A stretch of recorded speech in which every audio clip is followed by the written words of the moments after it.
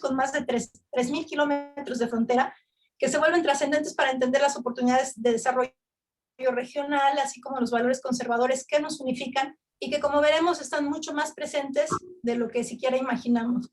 Para muchas y muchos de los hoy presentes, Larry es un personaje cercano con quien hemos enfrentado mano a mano ya diversas luchas, pero para quienes no, y para dejar aún más de manifiesto la solvencia y la claridad ideológica de su ponencia el día de hoy, pues les comentaré que Larry es un personaje que proviene de la cultura del esfuerzo, no del privilegio. Comenzó su vida laboral a los 14 años como vendedor y a los 18 comenzó trabajando en el departamento de maletas perdidas y recuperadas de American Airlines, logrando a sus 24 años convertirse en director general para México de esa importante aerolínea. Ha sido CEO de la American Chamber of Commerce, catedrático de la materia de asuntos globales de la Universidad de Anáhuac, socio director para México y Latinoamérica para DHR International de Chicago, entre muchas otras actividades. En nuestro ámbito de interés particular, que es la política, ha fungido como presidente del Great Party, Partido Republicano, en México desde el 2004, encabezando en nuestro país pues, las campañas presidenciales de este instituto político, en 2004 con George W. Bush, en 2008 con John S. McCain, en 2012 con Mitt Romney, así como en 2016 y 2020 con Donald J. Trump, destacándose su apoyo en las giras a México de George P. Bush, en presentación de su tío en el 2004, John McCain en 2008 y Donald Trump en 2016. De igual forma, es presidente de la American Society en México, la cual representa a más de 2 millones de americanos en nuestro país. Su calidad humana se refleja bien en su partido de Rotary, al ser miembro del consejo directivo de United Way, la organización no gubernamental más grande del mundo, así como de Habitat for Humanity, que construye vivienda de manera no lucrativa para los más necesitados. Todo esto, aunado a un largo etcétera que se llevaría bastante tiempo de esta sesión, tan solo mencionarlo. Es por ello que, sin más preámbulos, los dejaría con nuestro gran amigo Larry Robin. Larry Robin, tenemos 40 minutos, lo que consideres, para escucharte y hablar de este importante tema. Muchas gracias, bienvenido. Pues muchísimas gracias, Lisette. Lisette Clavel es alguien que yo admiro por no nada más su dedicación y naturalmente su experiencia en la política nacional, sino es una líder que se ha forjado también desde el trabajo de estar mano a mano con primero la Asociación Sindical de Sobrecargos, ¿no? Y la verdad una mujer muy talentosa. Gracias, Lisette. También mi reconocimiento a Pedro Cobos, muchas gracias por esta invitación y sin duda a Juan Iván Peña, también me da mucho gusto saludarlos. Y bueno, pues para mí es un privilegio estar con ustedes, platicarles un poco de la importante relación bilateral y cómo está hoy, ¿no? Y hoy me refiero porque naturalmente, como saben, pues el 20 de enero se produjo un cambio político muy importante en Estados Unidos, que fue la salida del presidente Donald Trump del gobierno de Estados Unidos y la entrada de Joe Biden y Kamala Harris al gobierno de Estados Unidos. Y bueno, ¿qué ha trascendido en estos prácticamente 3 meses desde que tomó las riendas Joe Biden y Kamala Harris? Pues naturalmente yo siendo republicano, pues seré más crítico que otros americanos, particularmente que los demócratas, pero lo que no hay vuelta de hoja y lo que es excepcionalmente diferente es el manejo en la frontera de los indocumentados. Como ustedes se acordarán, probablemente Joe Biden venía prometiendo junto con Kamala Harris que ellos estarían dispuestos a cambiar la política de migración indocumentada que tenía el entonces presidente Donald Trump. A mi particular punto de vista, todo con un tinte muy populista, este tinte que estaba manejando Joe Biden y Kamala Harris como candidatos primero, pero no nada más populista, sino peligroso. Peligroso porque justo se detonó lo que todos sabíamos que iba a pasar, y eso era una crisis en la frontera entre México y Estados Unidos que hoy se está viviendo de una forma trascendental. En la frontera han llegado, gracias a estos mensajes que transmitió por muchas ocasiones Joe Biden, Kamala Harris, de tener puertas abiertas cuando era una mentira, y el de darle la bienvenida a todos, lo cual también era una mentira porque legalmente Joe Biden y Kamala Harris no pueden hacer eso. La verdad es que la ley norteamericana es muy clara con lo que refiere a migración y era justo lo que estaba aplicando Donald Trump. Donald Trump no estaba aplicando más que la ley norteamericana en temas migratorios y estas señales de Joe Biden confusas, complejas y en ocasiones no honesta, porque no es la política norteamericana, se ha traducido a que en la frontera han quedado varados pues miles y miles de indocumentados. Nada más para darles una idea, cuando Donald Trump manejaba la frontera después de llegar al acuerdo migratorio con México, es más, me voy a ir a ese punto en tiempo. En mayo, cuando Donald Trump estaba teniendo una cantidad importante de migrantes llegando a la frontera, que debemos recordar, la mayoría de los migrantes que llegan a la frontera no son mexicanos, son centroamericanos y de otras nacionalidades, incluyendo Haití, Brasil y otras naciones. Estaban llegando en mayo de 2019 aproximadamente 115,000 migrantes indocumentados en un solo mes a la frontera México-Estados Unidos. Ustedes imaginarán 115,000 personas, o sea, el Estadio Azteca completo llegando a una frontera. Pues, ¿cuántos policías necesitas nada más para poder vigilar a 115,000 personas? Ustedes imaginarán. O sea, la verdad es que, y no es, a diferencia del Estadio Azteca, no es que lleguen todos juntos, ¿no? Sino están llegando a través de una frontera porosa de 3,000 kilómetros a lo largo. Entonces, esto era el número, 115,000, con un 10% de menores sin acompañante, hablando de niños entre los 0 y 18 años. El 10% de ellos, estamos hablando como de 12,000, 15,000 niños llegando en mayo del 2019, y fue cuando Donald Trump tomó una decisión muy acertada, que fue llegar a un acuerdo a toda costa con México, con el gobierno de Andrés Manuel López Obrador y con su canciller, el secretario Marcelo Ebrard. No fue un acuerdo fácil, es más, tuvo que negociar fuertemente Estados Unidos para llegar a este acuerdo, pero fue lo correcto, y no nada más lo correcto para Estados Unidos, sino lo correcto para México. ¿Por qué? Porque en México se estaban recibiendo de enero a mayo del 2019, entraron por la frontera Guatemala-México más de 500,000 indocumentados. Claro, estos, a diferencia de Estados Unidos, no habían sido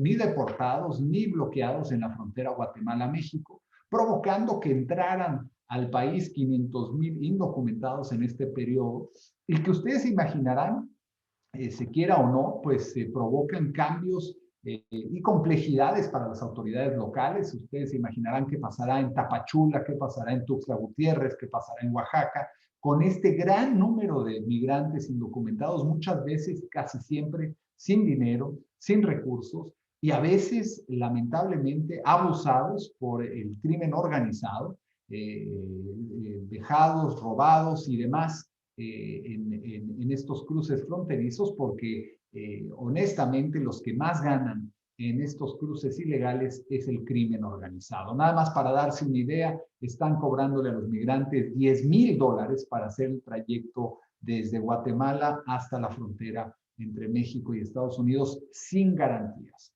Entonces, imagínense, por persona. Entonces, si estamos hablando de 500,000 llegando a México sin documentos, pues rápidamente hacen la matemática y pueden darse cuenta que son miles de millones de dólares en el bolsillo del crimen organizado. Y no nada más esto, sino, como bien me dijo el padre Solalín de Oaxaca una vez que tuve la oportunidad de visitar con él por allá, me platicaba que en sus albergues, en la frontera, cerca de la frontera, era lamentable observar cómo cuando llegaban los migrantes indocumentados, llegaban trailers enteros para escoger y llevarse del crimen organizado, llevarse a los indocumentados pues más fuertes, más saludables, pues naturalmente para inducirlos al crimen en México.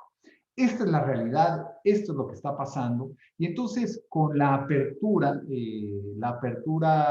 que según dio Joe Biden, porque fue una apertura nada más de dientes para afuera, como dicen en México, lo que provocó es que, como decíamos, nada más para que vean la trayectoria, con Donald Trump en mayo eran 115,000. Gracias al acuerdo migratorio que firmó con México, los números bajaron drásticamente a 30,000, o sea, 12,000, 115,000 bajó a 30,000, una gran reducción de números de indocumentados. Y así se mantuvo por el resto del tiempo, hasta que entra Joe Biden al gobierno. ¿Y qué creen? En febrero de este año, ya su primer mes completo como gobernante, en febrero de este año, nuevamente en la frontera, tocando la puerta o derribando el muro, la malla, todo lo que ha existido ahí por décadas, 115,000 migrantes nuevamente, con un gran número de ellos menores sin acompañar. Entonces, lamentable porque es una situación que inclusive pudiera decirse que es humanitaria. Ustedes han visto los albergues que, por cierto, fueron creados por Barack Obama y Joe Biden cuando él era el vicepresidente, y esos albergues no son suficientes para cuidar y para tener ahí mismo a 115,000 migrantes al mes, tras mes, tras mes, tras mes. Entonces, este es uno de los grandes pendientes que existe, el que busquen resolver, y tal fue el fracaso de la administración de Joe Biden, que a los pocos meses de haber nombrado a una zar de la frontera, que conocedora de México, sin duda, Roberta Jacobson, embajadora anterior de Estados Unidos hacia México, quien yo conozco bien, a los pocos meses de haber ella sido instalada como la zar de la frontera, fue despedida, claro está, porque ni los resultados estaban ahí, pero la estrategia desde el principio que se le encomendó a esta embajadora fue la incorrecta, fue la errónea, y claro, provocó y provoca, porque hoy sigue habiendo ese problema en la frontera, de tener cientos de miles de migrantes indocumentados varados en la frontera México-Estados Unidos. Muchos de ellos regresados, muchos de ellos no han podido cruzar a la frontera, y sin duda pues un terrible problema en la frontera México-Estados Unidos, que los únicos que se han beneficiado, crimen organizado, cobrándoles a cada uno de ellos $10,000 por llegar. Este es uno de los grandes pendientes en la relación bilateral, que ya se había lamentablemente atenuado, se había manejado apropiadamente por la administración del presidente Donald Trump, y que nuevamente se ha desenredado por el caos y por las malas y equívocas señales que había dado Joe Biden, y que bueno, pues será un pendiente importante que tendrá que resolver la administración de Joe Biden nuevamente, a pesar de que se había logrado un acuerdo histórico, no nada más con México, un acuerdo histórico con Guatemala, un acuerdo histórico con el Triángulo Norte en Centroamérica. Y bueno, ese es un pendiente sin duda importante de la relación bilateral, pero el otro obviamente es ya el puesto en marcha del TEMEC, acuerdo que se logró después de una negociación intensa entre México, Estados Unidos y Canadá. Este acuerdo, como ustedes se acordarán, viene a reemplazar al Telecán, que estuvo en vigor por más de 25 años entre México, Estados Unidos y Canadá. Un gran paso hacia adelante porque se pudo modernizar el Telecán, se le pudo también sumar capítulos que tuvieran que ver con temas tan diversos como la energía, temas tan diversos como propiedad intelectual, temas tan diversos como tecnologías digitales, y estos tres temas particularmente, un gran ascenso, un gran cambio de lo que era el Telecán en 1993, cuando se estuvo negociando y finalmente fue puesto en marcha el 1 de enero de 1994.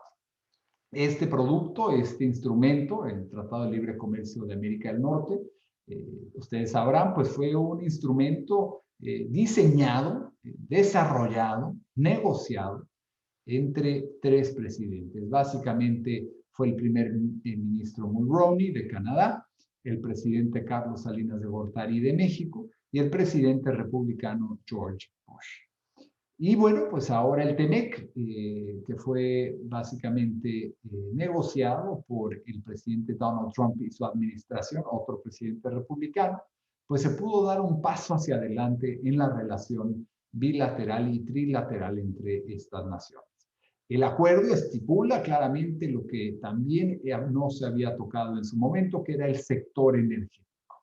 El sector energético, cuando se negoció el Telecán, fue un instrumento en donde el presidente Salinas de Gortari claramente había dicho que en temas energéticos no habría negociación y por ende no se incluiría nada con respecto al sector energético, el sector eléctrico, el sector de hidrocarburos en el entonces Telecán. El TEMEC, diferente al Telecán, sí habla entonces del sector energético adecuadamente y fue un instrumento que produjo el que se empezara a abrir este sector que por muchos años después de la reforma energética pudiera darse en México, pudiera darse la oportunidad de que inversionistas con el capital, inversionistas con el conocimiento, pudieran invertir en México. Y así fue, por eso, gracias a la reforma energética, pronto pues empezaron a entrar muchos diferentes participantes que anteriormente no habían estado, uno en particular, Talos Energy, entraron con un gran proyecto de miles de millones de dólares en las perforaciones Sama a las costas de Tabasco, lo que produjo uno de los más grandes yacimientos en la historia de México después de Cantarell, que ustedes se acordarán en los tiempos del presidente López Portillo.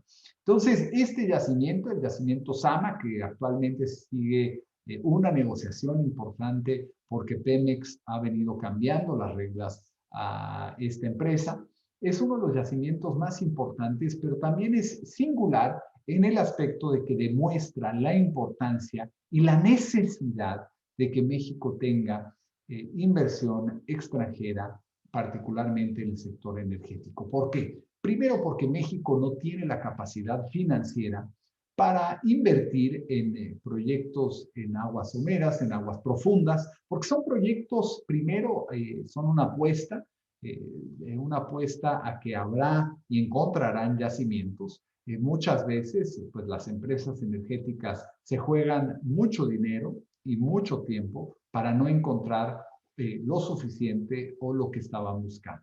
Y por eso la inversión extranjera es la apuesta adecuada, es lo que debe de pasar para que el sector energético siga creciendo, porque si no, pues México, ¿qué le va a pasar? Lo vimos a lo largo de, después de haber encontrado Cantarell, y básicamente México se quedó estancado, y no nada más estancado, sino las empresas, las paraestatales, tanto la CFE como Pemex, fueron viendo cada vez más un retroceso importante, no nada más en sus finanzas, sino en estar al día en este sector con gran trascendencia a nivel mundial. Lamentablemente hoy, Pemex, CFE, pues ya no son empresas de corte global, no tienen ni el conocimiento ni la expertise ni mucho menos el dinero para poder invertir en un sector que requiere de grandes flujos de capital.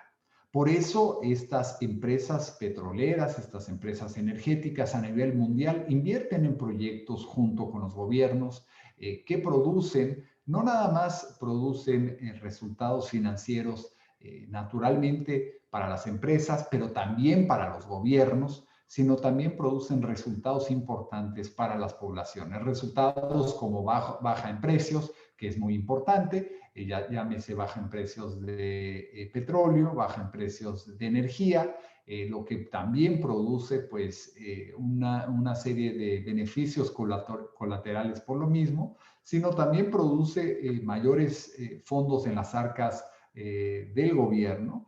Y de igual forma, pues esto produce que haya más empleo, produce que haya también inversiones adicionales y una serie de detonantes que se dan gracias a la inversión en este sector. Y me detengo en este sector particularmente para hablar porque es un sector de gran trascendencia y de gran importancia en México que le puede dar a México una gran inyección hacia futuro pues para mejorar la situación económica que se avecina en los próximos meses. Un tema importante también es el manejo de todo lo relacionado al COVID. Como ustedes saben, México se vio atrapado en el tema de COVID.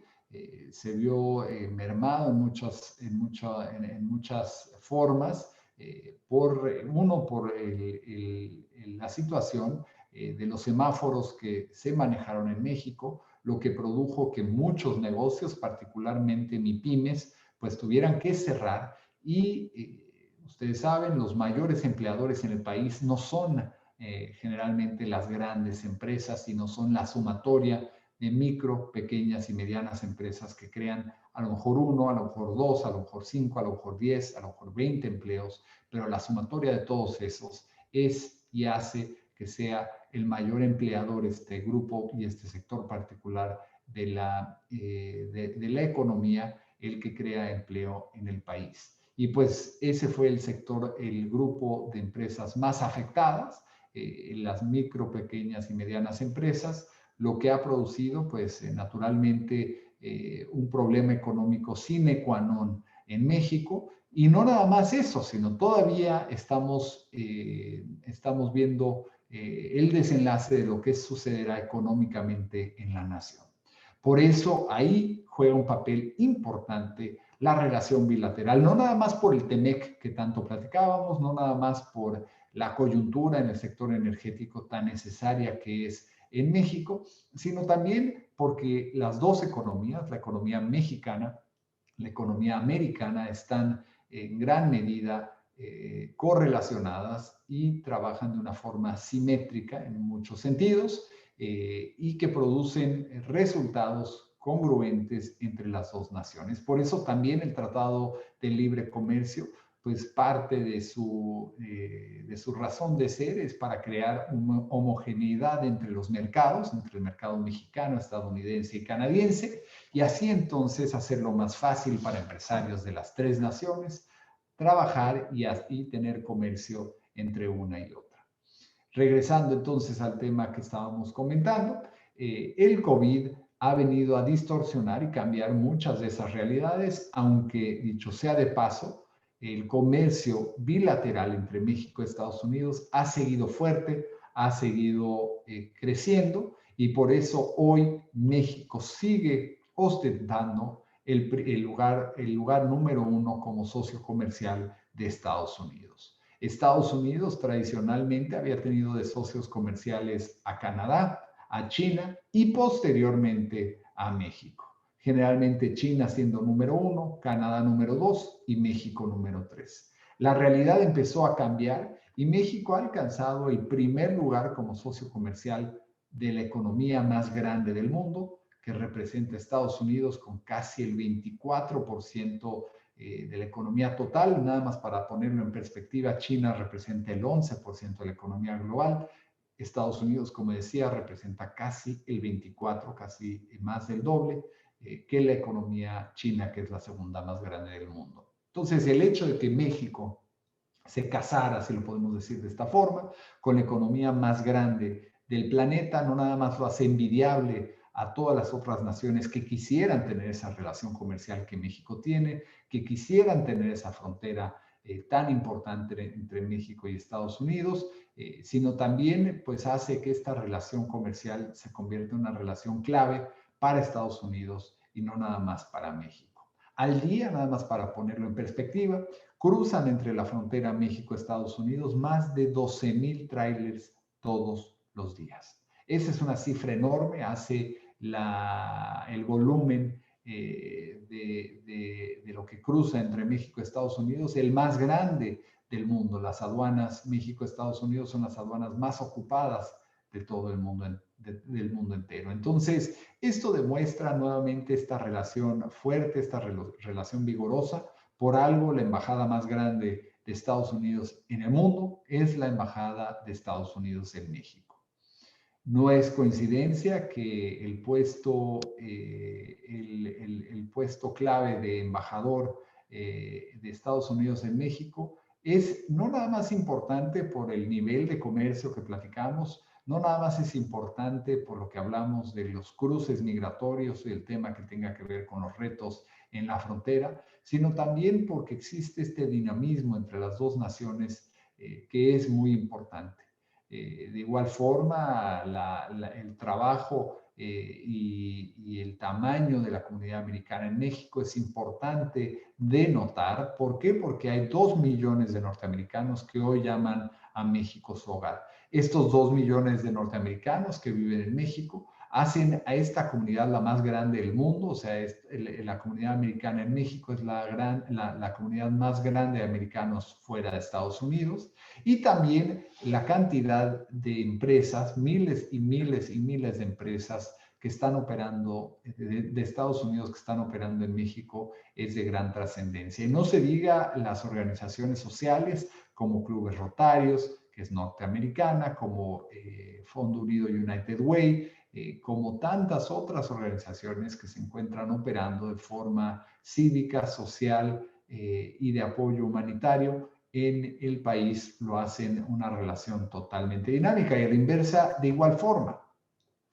Por ejemplo, en el estado de Texas, que es el segundo estado más grande de la Unión Americana, no nada más comparte con México una frontera de 2.000 kilómetros de los 3.145 que son entre México y Estados Unidos, o sea, la gran mayoría de la frontera es la frontera con Texas, sino también Texas tiene uno de cada 4 ciudadanos tejano es de origen hispano y el 80% de ellos es de ascendencia mexicana. Entonces, por algo el comercio entre Texas y México lo hace el más grande, 90,000 millones de dólares es el tamaño del comercio nada más de Texas con México. Y esto demuestra nuevamente que la relación para Estados Unidos es vital entre México y Estados Unidos. Esta relación vital para Estados Unidos debe reconocerse en todos los rincones de la política norteamericana, porque no es suficiente que se conozca en la Secretaría de Estado en Washington, D.C., sino también necesita conocer los congresistas en el Capitolio y de igual forma los gobernadores de los diferentes estados y sus congresistas locales. Esta relación en México-Estados Unidos es vital para Estados Unidos. La mayoría de los estados de la Unión Americana tienen una grande relación comercial con México, en muchos casos, como dijimos, Texas y otros tantos estados, es el socio comercial más grande que ellos tienen. Y para otros tantos estados, más de una docena, es el segundo socio comercial más importante, y para otros tantos como Florida, es el tercer socio comercial más importante. Entonces, esta relación México-Estados Unidos seguirá creciendo a pesar de quien sea el presidente en México o en Estados Unidos, y debemos aceptar el hecho de que México y Estados Unidos, por esta importante alianza, continuarán y seguirán siendo socios muy importantes que tienen que colaborar para resolver los principales temas entre las dos naciones. Uno de ellos, que finalizaré con eso, es el tema de narcotráfico. Narcotráfico entre México y Estados Unidos es un problema que a mí me gusta decir es un problema común. Es común para México, es común para Estados Unidos. Es un problema que comparte México y Estados Unidos, y la única forma de resolverlo va a ser cuando México y Estados Unidos trabajen de la mano para llevar resultados concretos en temas de lucha contra el narcotráfico. Y con eso, pues me gustaría nuevamente agradecerle no nada más a Lisette Clavel, sino naturalmente a Pedro Cobo, a Juan Iván Peña y a todos ustedes por acompañarme el día de hoy, escucharme, y sé que en breve pues también podremos contestar algunas preguntas y respuestas que alguno de ustedes tenga. Muchísimas gracias. Gracias, Larry. Muchas gracias. Pues muy interesante el enfoque que acabas de dar al tema, pues me parece más que pertinente el repaso, balance que como ciudadanos de una u otra nación debemos hacer sobre las políticas y acciones públicas previas, durante e incluso posterior a los procesos electorales como el que hoy vivimos en México y como el que más o menos nos dibujaste en las pasadas elecciones en Estados Unidos. Hiciste también un muy buen resumen de los acuerdos bilaterales que en la reciente historia hubo entre nuestras naciones y de cómo estos generaron acciones institucionales que tanto en política como en economía, en temas migratorios y hasta sanitarios, pues han tenido un impacto social. Una vez habiéndote escuchado, Larry, me gustaría dar paso a las preguntas que nos han estado haciendo. Ya muy habituados a este tema del teletrabajo y a esta plataforma digital, pues agradeceremos nos hagan llegar sus comentarios y preguntas como lo comentó nuestro coordinador académico, Pedro Cobo, a través del chat de la misma plataforma y o bien a su celular, y así mismo trataré de irlas agrupando para atender la mayoría de ellas. Doy paso a la primera pregunta, Larry, que nos hicieron, y es, en el afán de contener el imperialismo chino, el presidente Donald Trump estableció medidas arancelarias a dicho país, mismas que redundaron incluso en plena pandemia en el único periodo de balanza positiva para la economía mexicana en lo que va de la administración del presidente López Obrador. ¿De qué magnitud crees que sean las afectaciones para la balanza comercial de este lado de la frontera con la administración ahora del presidente Biden? Muy buena pregunta, Lisette, y te agradezco. Pues la realidad yo creo que el manejo que ha tenido en este breve tiempo el presidente Joe Biden en materia de política exterior, en muchas ocasiones se ha equivocado, ¿no? Uno de los claros ejemplos es la relación con China, y ahorita profundizaré más en ello, pero no sin antes notar que la relación entre Estados Unidos y Rusia, siempre delicada, siempre compleja, el nivel de crisis que se ha forjado ahorita en estos últimos meses entre Joe Biden y Vladimir Putin han sido marcados con gran preocupación por el mundo. Esta hegemonía sin duda no puede ser ignorada. Rusia es un país demasiado importante a nivel global, y la relación hoy entre Rusia y Estados Unidos no pudiera estar peor.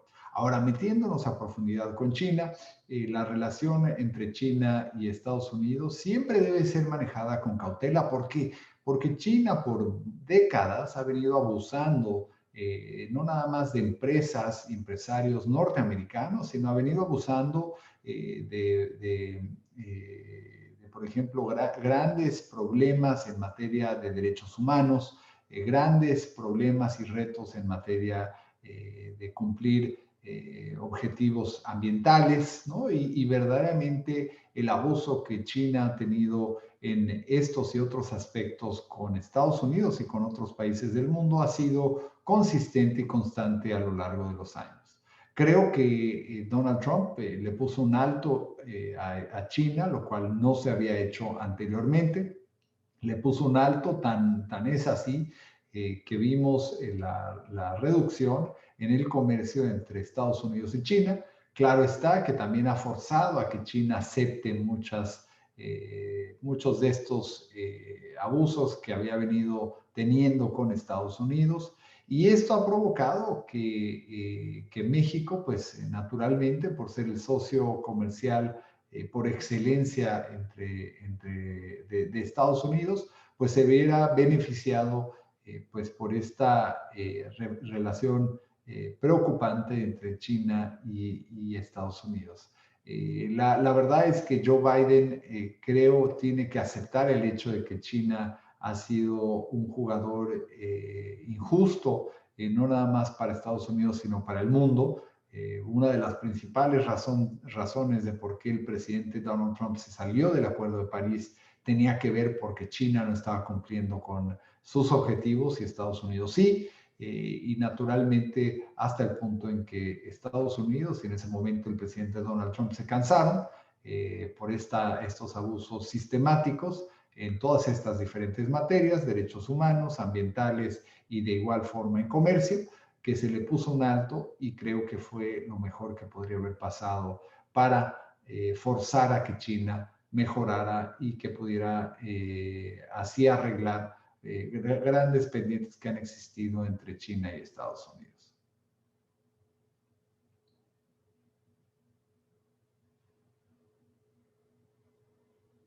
Gracias, Larry. Hay dos comentarios en el chat. Uno que nos dice que el tema migratorio cuando lo estaba refiriendo, pues este sigue siendo un pendiente y oportunidad, más aún en tiempos de campaña en el caso de nuestro país. Y otro comentario que nos dice que vayamos por la agenda energética para convertirnos en un polo del desarrollo. Asimismo, Larry, hay una pregunta que dice, ¿cómo consideras tú que ve el Partido Republicano el trabajo del presidente López Obrador? ¿Crees que en México podamos, como en Estados Unidos, los particulares ser dueños de los hidrocarburos? Y de ser así, ¿qué beneficios tendríamos? Gracias, Lisette. Y bueno, pues agradezco estas preguntas y particularmente la pregunta de Aarón. Pues creo que el tema de hidrocarburos, como bien apuntas en Estados Unidos, los particulares lo pueden manejar, ¿no? Es algo que se hace. Yo creo que es la manera más sensata, la mejor manera, porque a fin de cuentas, toda empresa paraestatal, sea americana, sea mexicana o de cualquier parte del mundo, casi en todas las ocasiones será una empresa poco efectiva, poco productiva y sin duda ineficiente, ¿no? Y hoy lo vemos en Pemex, es una de las empresas de hidrocarburos más ineficientes de todo el mundo y lamentablemente con un costo enorme al erario público, al ciudadano mexicano. Definitivamente una de las mejores señales sería que los hidrocarburos pudieran ser dueños los mexicanos en realidad y pudieran verse beneficiados por la explotación del mismo, porque el hecho de que los yacimientos estén, pero no puedan ser tocados, pues a nadie beneficia y mucho menos beneficia a la nación. Entonces, yo creo que ese paso sería uno de los pasos más importantes que se pudieran dar en México, que le traería gran bienestar no nada más a las familias mexicanas que estén involucradas en la explotación del hidrocarburo, sino también a la misma tesorería mexicana por las contribuciones que esto generaría. Creo yo que si algo ha sido marcado particularmente Estados Unidos es de tener mucho cuidado de tomar partido, ¿no? Dicho sea la palabra, en lo que sucede en otros países, a menos que se convierta en una crisis de gigantescas y grandes magnitudes, como hoy en día ha sido Venezuela, ¿no? Que Estados Unidos ha sido muy claro en su rechazo a la política venezolana, al abuso venezolano en cuestión de sus elecciones injustas, elecciones poco transparentes, elecciones que solamente benefician a un pequeño cartel, que es el cartel hoy comandado por Nicolás Maduro. Ahora, en relación con México, pues México naturalmente ha venido teniendo un cambio importante en su política pública. Hemos visto a Andrés Manuel López Obrador naturalmente tomar decisiones diferentes a lo que habían hecho sus predecesores, particularmente para la empresa. En muchas ocasiones ha sido confuso entender los mensajes y las políticas públicas y el porqué de las políticas públicas que están saliendo de Palacio Nacional. Particularmente de preocupación es el cambio a la ley eléctrica, también el cambio a la ley de subcontratación, que es un mecanismo que se usa a nivel mundial en Estados Unidos, en Canadá, en las naciones más desarrolladas del mundo, y estos no abonan particularmente en época complicada financieramente hablando, como es la de la pandemia o la de la pospandemia, si en algún momento lo podemos llamar así, no abona a que la economía mexicana se vea beneficiada. Yo creo que los tiempos de cambios en estas políticas públicas no son los mejores. Habría que tener mucho cuidado en lo que se decide de cambios en política pública que beneficie o que en su caso perjudique a empresarios y particularmente a los empresarios micro, pequeños y medianos, no nada más de México, sino de otros países. Muchas gracias, Larry. Ángel Leal nos pregunta, no tuvo mucho manejo en medios, sin embargo, la administración del presidente Trump, a través del Comando Norte, realizó diversas donaciones a favor de los objetivos de desarrollo social del Sistema Nacional para el Desarrollo Integral de la Familia. Por ejemplo, no se ha sabido que Biden desarrolle acciones parecidas a esta. ¿Crees que es contradictorio a su discurso supuestamente pro Latinoamérica? Sí, definitivamente. Y algo que ha caracterizado generalmente a los demócratas en Estados Unidos es que son muy buenos comunicadores, tienen grandes relaciones con los medios de comunicación y logran mandar señales que parecieran muy positivas, muy adecuadas y muy orientadas a lo que quiere oír el ciudadano. Pero en realidad lo que se hace y lo que se dice dista grandemente, ¿no?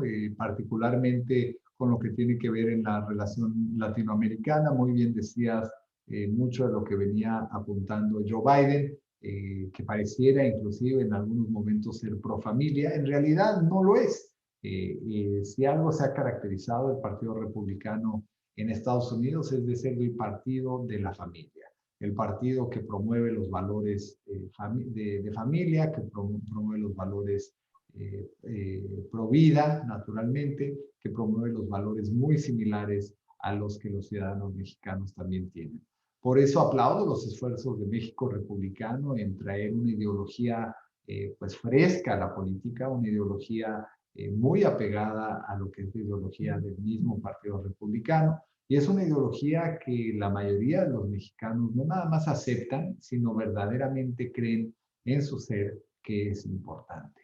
Estos valores, incluyendo los valores religiosos que son tan importantes para los mexicanos, son valores en común que tiene el republicano estadounidense con también la mayoría de la población mexicana. Entonces, creo yo que lo que ha venido manejando Joe Biden, inclusive el tener el gusto de uno de los mexicanos más renombrados en Estados Unidos en su oficina, pues nada más son señales para atraer un voto que es importante, un voto que es el voto hispano, y tratar de, si podemos usar la palabra, engatusar a ciudadanos a que sus ideas son ideas de vanguardia, ideas adecuadas, ideas pues orientadas también a los latinos, lo cual dista de ser verdad.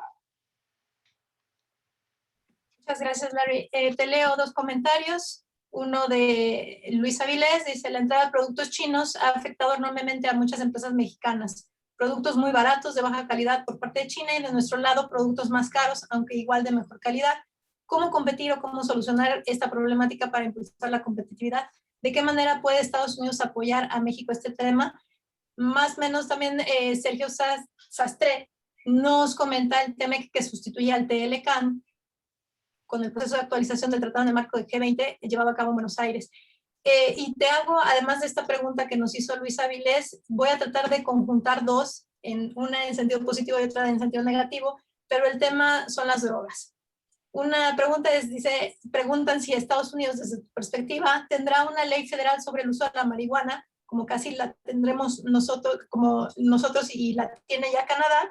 Y la otra es, si crees que si el gobierno mexicano acordará un trabajo conjunto para el combate frontal al narcotráfico con la entrada de tropas americanas. ¿Crees tú que sería posible acabar con este problema de un solo golpe? Te dejo esas tres preguntas, Larry, por favor. Claro que sí. Pues mira, yo creo que empezando con el tema que decía sobre los productos chinos, yo sí estoy seguro que China, si no fuera por el alto que le puso Donald Trump por varios años, ¿no? En no poder trabajar como venían trabajando de una forma desleal, pues provocó que de igual forma pues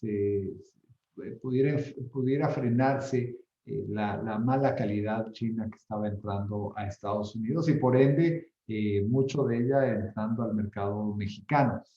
Creo que parte de cómo solucionar este tema sin duda recae en el TEMEC, el Tratado de México, Estados Unidos, Canadá. ¿Por qué? Porque le abre la puerta a productos de calidad mexicanos en Estados Unidos o para Estados Unidos, y esto yo creo que es una parte sin duda muy importante, ¿no? Y esto hará que productos de baja calidad, como son los productos de China, no sean tan apetecedores como lo son hoy en día, y provocará que entonces productos de la región Norteamérica pues tengan mucha mayor popularidad en sí, ¿no?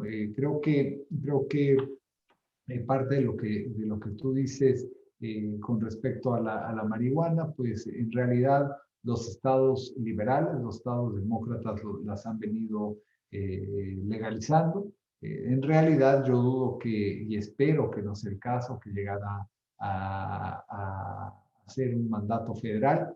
Yo creo que cada estado está tomando sus decisiones al respecto. Yo aplaudo los esfuerzos de los estados como Texas, estados como Arizona, estados como Georgia, que no han sido lo liberales como para legalizar este tipo de drogas, ¿no? Y creo que es la apuesta sensata hacia futuro, ¿no? Eso el Partido Republicano ha sido muy claro en no apoyar la legalización de la marihuana, como tampoco de cualquier otra droga, porque lo que nosotros creemos es que el tomar este paso, pues lo que hace es continuar un cáncer que ha sido un cáncer por muchos años de diferentes países, incluyendo México y Estados Unidos. Muchas gracias, Larry. Trato de resumir dos preguntas que tienen el mismo tema, que es el tema de las armas. La primera la hace Ricardo Seferino y pregunta cómo combatir el tráfico de armas si casi todas son compradas en Estados Unidos. Y la otra nos la hace Juan Carlos Baldwin, quien pregunta si crees que sea factible que en México las leyes que regulan las armas sean más flexibles en cuanto a la aportación para civiles. Claro, muy buen punto, ¿no? Y como dice Ricardo, este es otro de los temas, el tema de armas es otro de los temas que necesitan los dos países trabajar de la mano, pero lo que es muy cierto también es que México tiene que incrementar su supervisión en las fronteras, ¿verdad? Porque a fin de cuentas México es el responsable por lo que entra a sus fronteras, como también lo es Estados Unidos en cuestión de los enervantes y estupefacientes que entran por la frontera México-Estados Unidos. Y ambos porosos, ¿no? Ambas fronteras porosas, tanto del lado de México-Estados Unidos como de Estados Unidos-México. Y las dos naciones tienen que trabajar conjuntamente para asegurar que estos ilícitos no crucen de un lado a otro de la frontera. Las armas han sido un gran tema en la relación bilateral en las últimas fechas y sin duda pues requerirá que las dos naciones trabajen de la mano pues, para evitar que armas que no corresponden y que no deben de ser usadas para ilícitos sean usadas para ilícitos y que no sean importadas a México de una forma ilegal como la mayoría de ellas hoy están siendo importadas. No creo que México en un futuro próximo, Ricardo, tenga una política tan abierta, perdón, Juan Carlos, Baldwin, que mencionaba esto, no creo que sea pronto el que México tenga una frontera abierta en cuestión de armas, ¿no? O que decida tener la regulación de armas más flexible como lo puede tener Estados Unidos. Nada más no lo veo factible en el corto plazo, ¿no? No sabemos qué puede pasar en los próximos años, pero definitivamente yo no lo veo como un tema importante para la población mexicana, la importación de armas, como pueden ser otros temas que han sido pues mucho más audibles, ¿no? En la relación México-Estados Unidos. Pero será interesante observar qué sucede, si hay alguna propuesta en el Congreso sobre portación de armas en México. Y creo que pues es un tema que da para una discusión todavía más enriquecedora, ¿no?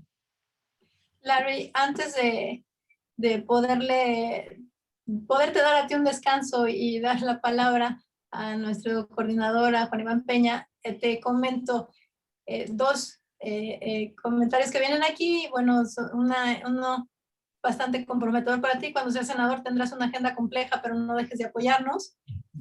Otro que también te dejo para una buena sonrisa es que si consideras que el Partido Republicano tiene como idea postular nuevamente a Donald Trump para la presidencia de los Estados Unidos. Y un tema importante también relacionado a toda la información que nos diste respecto a los miles de trailers que cruzan la frontera, las personas que trabajan también en zonas fronterizas, todo el tema económico. Ricardo González comenta y pregunta que otro de los verdaderos problemas que existen en la frontera es el cierre a los mexicanos residentes fronterizos para contener la pandemia, particularmente en el estado de Texas. ¿Consideras que es una decisión adecuada mantener cerrada la frontera a los viajes no esenciales o eres de la opinión de abrir la frontera para reactivar la economía transfronteriza? Claro, claro. No, no, pues gracias, Lisette y Aarón, pues reitero que siempre en cualquiera de las encomiendas que tenga estaré al servicio, ¿no? Y claro que con grandes amigos como ustedes siempre tendré las puertas abiertas en todo momento. Pero creo que Ricardo González toca un punto bien importante, ¿no? Yo creo que las fronteras México-Estados Unidos, como se ha venido manejando durante décadas y que a fin de cuentas es una vecindad común, ¿no? La transfronteriza, pues deben de abrirse, ¿no? Ya con las vacunas que hoy ya está teniendo Texas, ¿no? Ya en Texas inclusive no requiere de citas para poderse vacunar, puede llegar uno directamente a uno de los hubs o a alguna de las farmacias a vacunarse. Pues creo que ya es momento para forzar a la administración de Joe Biden a que permita que ciudadanos mexicanos y americanos transiten por la frontera México-Estados Unidos. Creo que esta frontera México-Estados Unidos es una de las fronteras más importantes y más dinámicas del mundo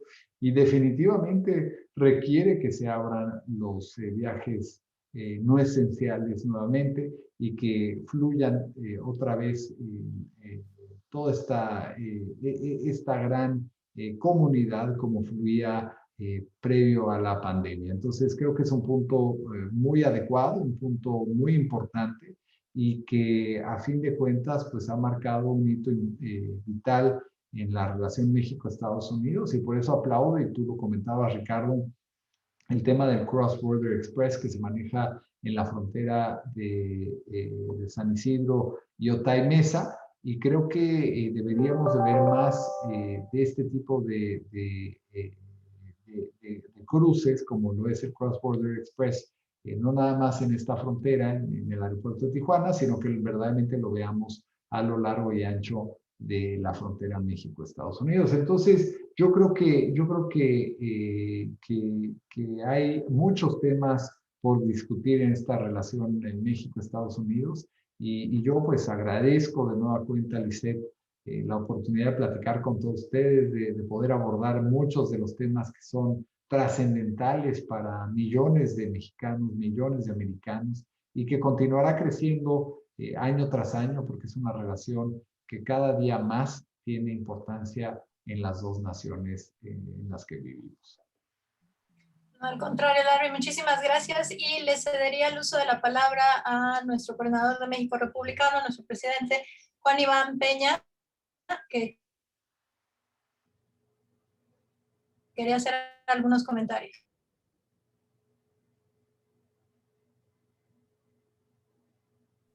Yo quisiera primero que nada agradecer la presencia de Larry Robin en esta charla que ha tenido bien darnos para mantener el contexto de la importancia de la relación México-Estados Unidos, que solo tenderá a crecer. Aquellos que en Estados Unidos y México supongan que la agenda de las naciones se irá diferenciando se equivocan. Por eso personas como Larry Robin, que no solamente es un activista pro-norteamericano y un defensor de los valores comunes de las sociedades, sino además un mexicano, son cada vez más importantes en el nuevo concepto de lo que México es y de lo que México habrá. Porque nos encontramos ante presiones económicas, ante presiones políticas y ante presiones regionales muy singulares que pueden derivar en escenarios múltiples en los próximos 50 años. Lo que hoy sucede en el norte de México y en el sur de Estados Unidos, lo que hoy sucede con la región de intercomunicación comercial de América del Norte, son sin duda los cimientos de lo que habrá de ser el futuro de estas grandes naciones. Y México y Estados Unidos se están integrando no solamente económicamente, sino más importante, culturalmente.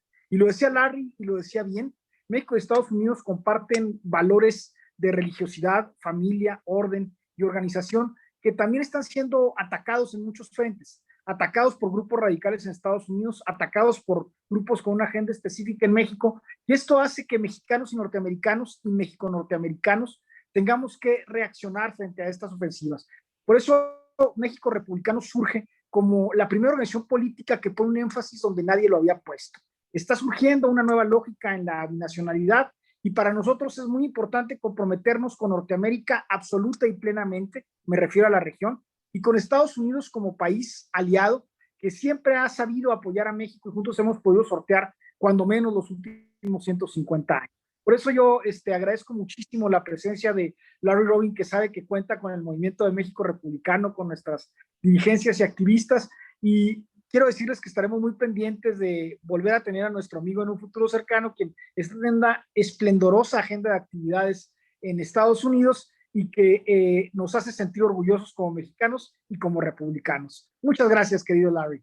Muchas gracias a ti, Juan Iván, por estas palabras y como siempre coincidimos plenamente en el futuro y bueno, pues sin duda agradecerles nuevamente el estar aquí y como tú muy bien apuntas, Juan Iván, pues siempre estaré con mucho gusto participando de nueva cuenta aquí con ustedes. Pues muchísimas gracias a todos por su participación. Se nos quedó por ahí pendiente una pregunta de Nancy de Santiago, que ojalá pudieras apoyarnos respondiéndosela por el chat, Larry. Y yo cederé el uso de la palabra para cerrar a nuestro coordinador del Centro de Estudios de Liderazgo, a Pedro Cobo. Muchas gracias, Larry. Gracias. Pues gracias, Larry. Muy interesante. Yo tengo muchas preguntas, pero bueno, serán para otra ocasión porque ya se hizo un poco largo. Y pues nada, también a Lisette por la conducción y a Juan Iván por su participación. Y nada, decirles que, bueno, pues hasta el viernes tienen tiempo para hacer el examen. A sus compañeros que quizá por distintos motivos no han podido asistir, pues díganle que también ahí están los videos en YouTube, los pueden estudiar y pueden hacer el examen. Y les esperamos el lunes que viene a la hora habitual, a las 7 de la tarde. Empezaremos con el curso de marketing político con el doctor Vicente Amador. Entonces, pues aquí los esperaremos y mucho ánimo, ¿no? Yo creo que hay muchísimo potencial para desarrollar. Pues muchas gracias a todos.